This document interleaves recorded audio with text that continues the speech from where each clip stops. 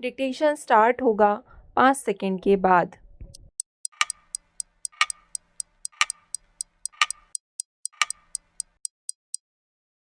महोदय, हम स्वाधीनता की स्वर्ण जयंती मना रहे हैं।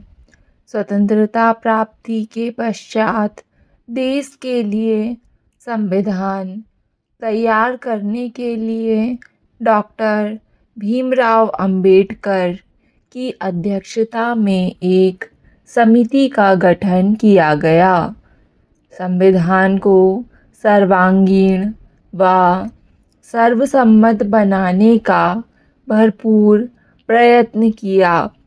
सर्वविदित तथ्य है कि सदियों से परतंत्र रहने के कारण भारत के पास ऐसा कोई लिखित संविधान नहीं था जो संविधान निर्माताओं का मार्गदर्शन करता। प्राचीन ग्रंथों में वर्णित कुछ ग्रंथ जैसे चाणक्य नीति, कौटिल्य का अर्थशास्त्र आदि थे, परंतु वर्तमान विशाल भारत के लिए कदाचित वह अप्रासंगिक हो गए थे। उस समय समिति के समक्ष England, America, France, Germany, Soviet संघ आदि के संविधान थे। अब प्रश्न यह था कि भारत के संविधान के लिए किस प्रणाली को अपनाया जाए। ब्रिटेन का संसदीय संविधान अथवा अमेरिका, फ्रांस, जर्मनी आदि की राष्ट्रपति प्रणाली। अब तक भारत ब्रिटेन के संसदीय संविधान के अंतर्गत ही प्रशासित होता रहा था, अतः यह प्रणाली कुछ सुपरिचित और सुगम सी लगी। फलतः उसे स्थगित करने का मन नहीं हुआ। ब्रिटेन का संविधान कोई लिखित दस्तावेज नहीं है, यह रीति रिवाजों, मान्यताओं और न्यायालयों में घोषित परिणामों का संग्रह मात्र है। दूसरे, इसमें राजतंत्र का प्रावधान है। वहाँ का राजा भले ही प्रतीकात्मक ही हो, परंतु है तो राजा। भारत तो लोकतंत्र है और इसमें राजा जैसी व्यवस्था का प्रश्न ही नहीं उठता, अतः उसे पूर्ण रूपेण नहीं स्वीकारा गया। दूसरा विकल्प राष्ट्रपति प्रणाली को अपनाने का था। इस प्रणाली को अमेरिका, फ्रांस, रूस सहित विश्व के 84 देशों ने अपनाया हुआ है। इस प्रणाली में राष्ट्रपति का चुनाव होता है और वही मंत्रिमंडल का गठन करता है। उसी पर सरकार चलाने का दायित्व होता है, अतः सारी शक्तियाँ व जिम्मेदारियाँ राष्ट्रपति में निहित होती हैं। इन दोनों प्रचलित प्रणालियों की अपनी अपनी विशेषताएं व त्रुटियां हैं। संविधान निर्माताओं को लगा कि राष्ट्रपति प्रणाली में राष्ट्रपति तानाशाह हो सकता है, संसदीय प्रणाली में समायोजन की राजनीति संभव हो सकती है, अतः दोनों प्रचलित प्रणालियों को अच्छी अच्छी बातें लेकर भारतीय संविधान का निर्माण हुआ। राष्ट्रपति का पद शामिल किया गया, परंतु ब्रिटेन के राजा की तरह नाम मात्र का सर्वोच्च अलंकारिक पद बन गया। संसदीय प्रणाली की अवधारणा ब्रिटेन के संविधान से ली गई, जिसमें राज्य का दायित्व प्रधानमंत्री पर है। सारा काम राष्ट्रपति के नाम पर संपन्न होता है। संविधान सभा को संबोधित करते हुए डॉक्टर अंबेडकर ने कहा था, हमारे सामने राष्ट्रपति प्रणाली और संसदीय प्रणाली दोनों विकल्प हैं और दोनों लोकतांत्रिक व्यवस्था के अंतर्गत ही आते हैं। फिर भी दोनों में मूलभूत अंतर है। संसदीय प्रणाली ज़्यादा उत्तरदायी व्यवस्था है, जबकि राष्ट्रपति प्रणाली में स्थायित्व अधिक होता है। हमारे संविधान निर्माताओं ने स्थायित्व के बजाय उत्तरदायित्व पर ज़्यादा जोर दिया। फिर भी सावधानी के तौर पर भारत में राष्ट्रपति और संसदीय प्रणालियों का सम्मिश्रण किया गया है। महोदय, संसदीय प्रणाली में भारत सरकार का उत्तरदायित्व सीधे नागरिकों के प्रति न होकर उनके द्वारा चुने हुए प्रतिनिधियों के प्रति होता है। यह व्यवस्था भारत के लिए उपयुक्त प्रतीत हुई।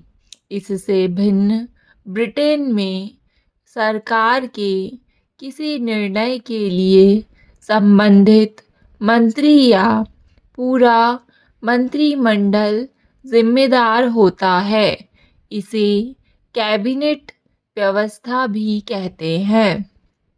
ब्रिटेन में किसी सरकारी आदेश पर सीधे मंत्री हस्ताक्षर करता है, जबकि भारत में मंत्री केवल विभागीय मिसल पर हस्ताक्षर करते हैं और आदेश सचिव के हस्ताक्षर से जारी होते हैं।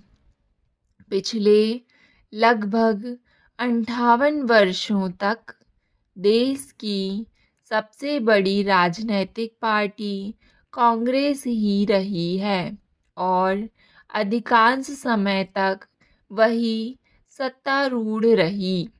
बीच बीच में कुछ समय अन्य राजनीतिक दल उभर आए और अल्पकाल तक ही सत्तारूढ़ रहे, क्योंकि कांग्रेस लंबे समय तक अकेले सत्ता सुख भोगती रही।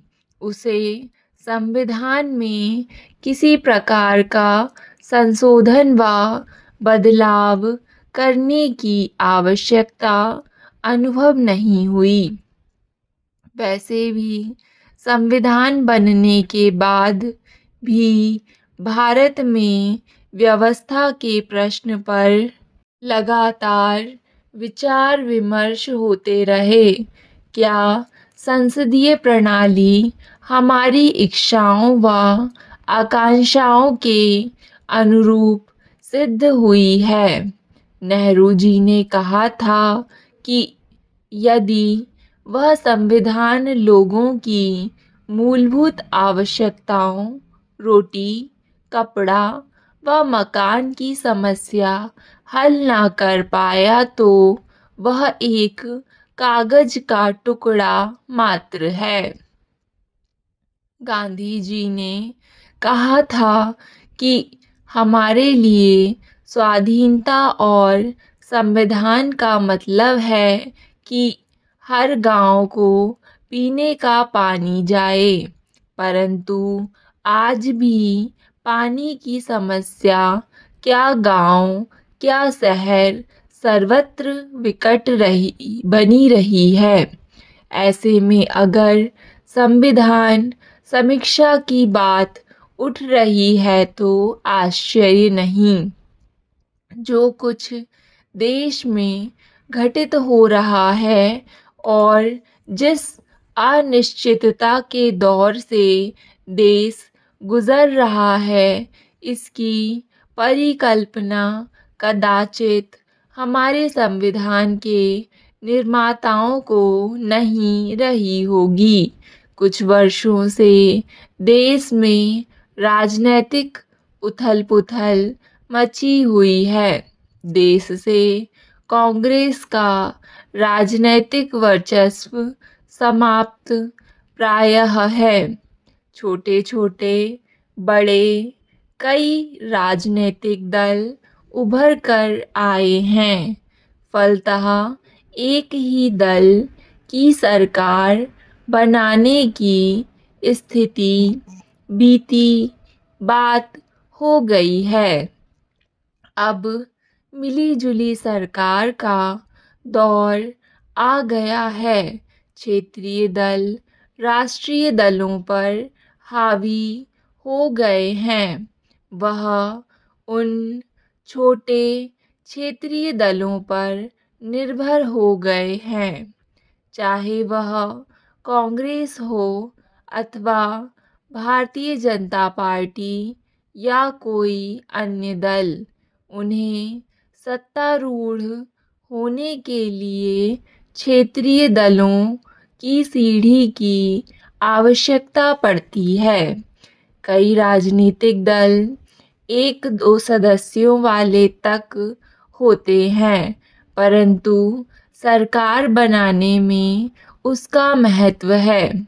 संयुक्त सरकारें अपने निजी बहुमत के अभाव में कोई उल्लेखनीय ठोस कार्य नहीं कर पातीं और उनका अधिकांश समय अपनी सरकार बनाने के लिए लग जाता है। फलतः ऐसी सरकारें अल्पकालीन होती हैं और देश को बार-बार चुनाव का खर्च वहन करना पड़ता है, जो भारत जैसे विकासशील देश के लिए भारी पड़ता है। देश की जनता का भी चुनाव प्रणाली से विश्वास उठ गया है। स्टॉप। डिक्टेशन पसंद आए तो वीडियो को लाइक तथा चैनल को सब्सक्राइब ज़रूर करें। धन्यवाद।